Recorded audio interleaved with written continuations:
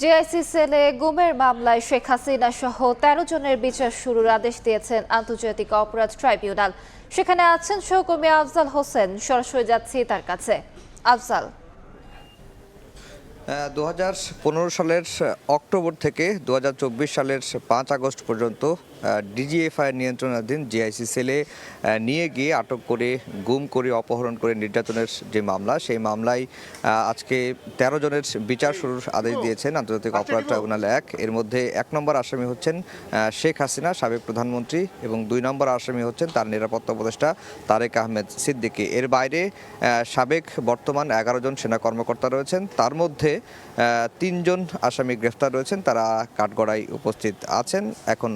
এখনও আদেশটি আসলে শেষ হয়নি। আর এর বাইরে আমরা যদি হিসাব করি যে এই 13 জন আসামির মধ্যে ডিজিএফআইয়ের সাবেক 5 জন মহাপরিচালক রয়েছেন, 5 জন পরিচালক রয়েছেন, 1 জন লেফটেন্যান্ট কর্নেল রয়েছেন। অর্থাৎ 13 জন আসামির মধ্যে 11 জনই সাবেক বর্তমান সেনা কর্মকর্তা। আজকে এই মামলার আদেশ দেওয়ার মধ্য দিয়ে, অর্থাৎ বিচার শুরুর মধ্য দিয়ে এই মামলাটির প্রক্রিয়া আরেক ধাপ এগিয়ে গেল। এখন এই মামলার সাক্ষ্য গ্রহণের দিন ধার্য হবে এবং সাক্ষ্য গ্রহণের পরে যুক্তিতর্ক হবে।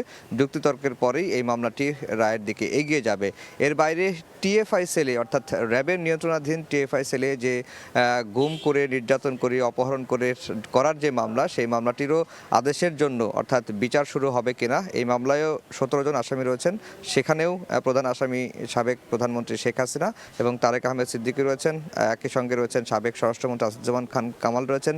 র্যাবের 3 জনের মতো মহাপরিচালক রয়েছেন এবং সেখানে 10 জন সাবেক বর্তমান সেনা কর্মকর্তা রয়েছেন। সেই মামলাটিরও বিচার শুরুর বিষয়ে আদেশের দিন ধার্য রয়েছে আগামী 21 ডিসেম্বর। এর বাইরে আজকে আন্তর্জাতিক অপরাধ ট্রাইব্যুনালে আওয়ামী লীগের সাধারণ সম্পাদক ওবায়দুল কাদের, আওয়ামী লীগের যুগ্ম সাধারণ সম্পাদক বাহাউদ্দিন নাসিম এবং সাবেক তথ্য প্রতিমন্ত্রী মোহাম্মদ আলী আরাফাত সহ 7 জনের বিরুদ্ধে আনুষ্ঠানিক অভিযোগ প্রসিকিউশন দাখিল করেছিল ট্রাইব্যুনাল 2-এ। সেটি আমলে নিয়েছেন আন্তর্জাতিক অপরাধ ট্রাইব্যুনাল এবং আমলে নেওয়ার পরে তাদের বিরুদ্ধে গ্রেফতারি পরোয়ানা জারি করেছেন এবং ওই মামলার দিন ধার্য করা হচ্ছে 21 ডিসেম্বর। আসামিরা সবাই পলাতক রয়েছেন। তাদের মধ্যে বেশ কয়েকজন ভারতে অবস্থান করছেন এমনই ভিডিও বার্তা বা তথ্য প্রমাণ প্রসিকিউশনের হাতে রয়েছে। প্রসিকিউশন বলছে যে আসামিরা পলাতক থাকলেও ন্যায় বিচারের পথটা বন্ধ হবে না।